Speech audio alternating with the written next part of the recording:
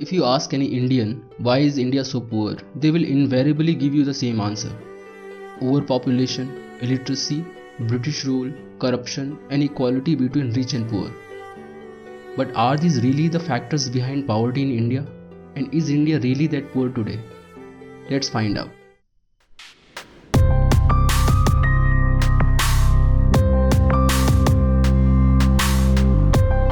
It's true that India lost its position as one of the great trading areas of the world and was a poor country after British rule. But to put the blame squarely on the shoulders of the British is to give a tiny minority in charge of a minimal state a little too much credit. The real culprit in my view were market forces which tilted during colonial era to favor the West. After Aurangzeb, the Mughal Empire began a slow decline. Political instability is never good for the economy. During that time, local warlords became very powerful. As a result, bankers and merchants focused more on giving loans to these warlords instead of investing in merchants and trade for income. India was largely an agricultural country with small urban areas where specialized and increasingly out of business artisans served the declining aristocracy. Sea trade flourished but was dominated by a wealthy caste and family-based companies who could afford to build ships. However, they couldn't compete with European joint share companies which could mobilize more capital and spread the risk among far more shareholders. The vast majority of the Indian population scratched out a hard existence in the agricultural hinterland.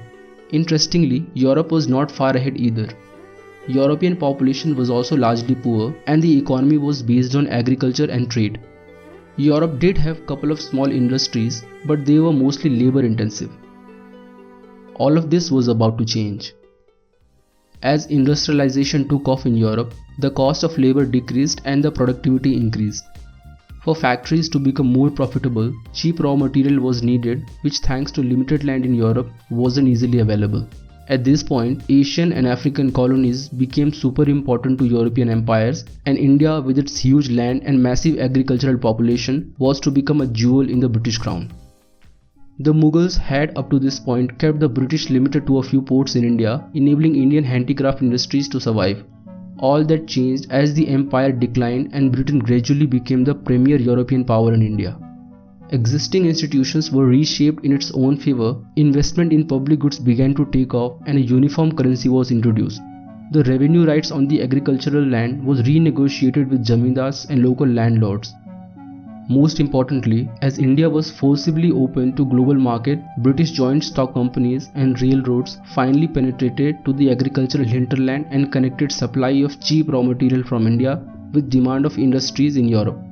So Britain began to leap ahead, buying ridiculously cheap raw materials, processing them in factories, and selling finished goods across the world.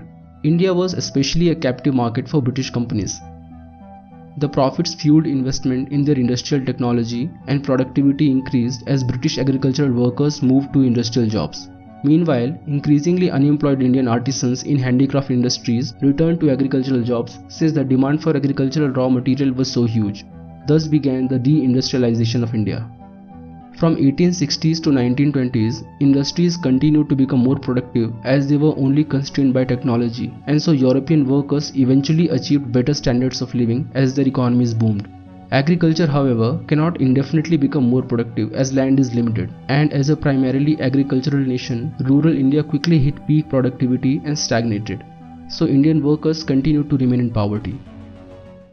Global trade increased in volume, but India's handicraft industries had lost their workers to the stagnant agricultural pool, and it was unable to take advantage of this trend.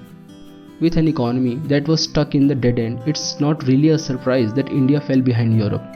One could say that the cards were really stacked against it, and so India's premier position in global trade was lost. But did globalization really do nothing for India? It did. By the turn of 20th century, India's urban centers like Bombay did industrialize a bit. Bombay had many small cotton mills, but with scarce capital, lack of technical expertise, and absence of sizable skilled workforce, Indian industries simply could not compete with Europe.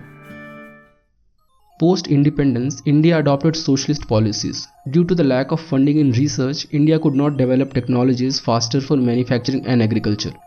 During that period, China invited global companies to set up manufacturing and learned about their technologies by reverse engineering. Correcting earlier mistakes, India opened its economy in 1991 and it grew at a rapid pace. Command type of economy was not as secure as we had thought.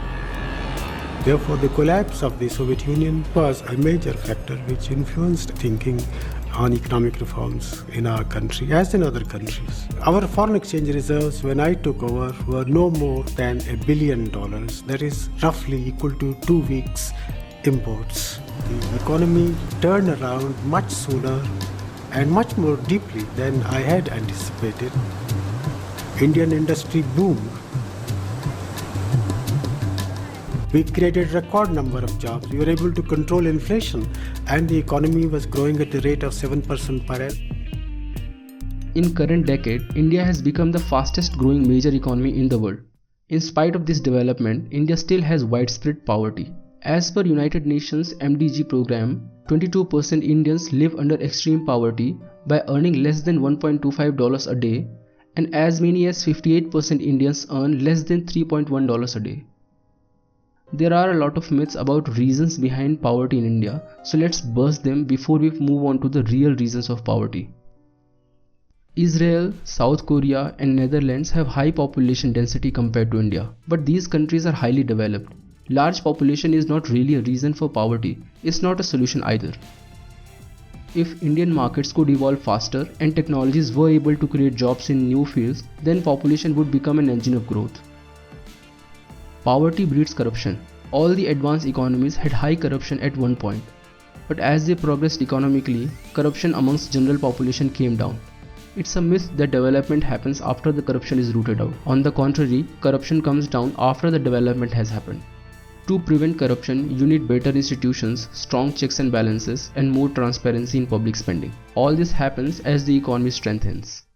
Inequality is undesirable in any society. However, it's not one of the primary reasons for India's high poverty rate. Richest 1% Indians hold close to 50% of India's wealth, and you would think this number is too high. Think about this.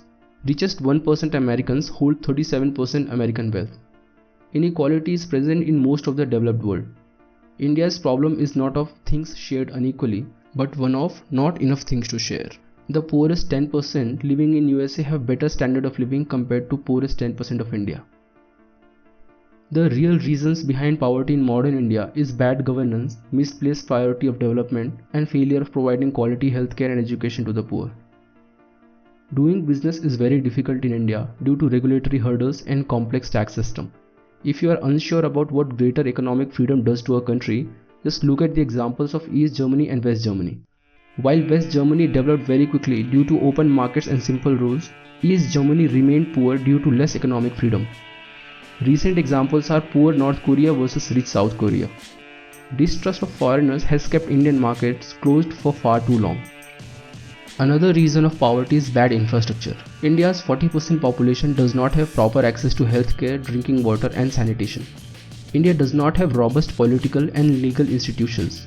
India's poor people lack access to formal finance institutions and have bad credit system in place. The path from developing to developed economies goes from agriculture to manufacturing and then to service-based economy. India leapfrogged directly from agriculture to service-based economy. Service-based economy can provide lesser employment compared to manufacturing-based economy, which is more labor-intensive. The result, India's 60% workforce is still employed in agriculture. This number is only 5% for developed countries. India needs to tick 3 boxes if it wants to reduce poverty: health and sanitation, education, and capitalism. Hit the subscribe button if you like this video, and post your comment if you want me to make a video on any topic. See you in another video.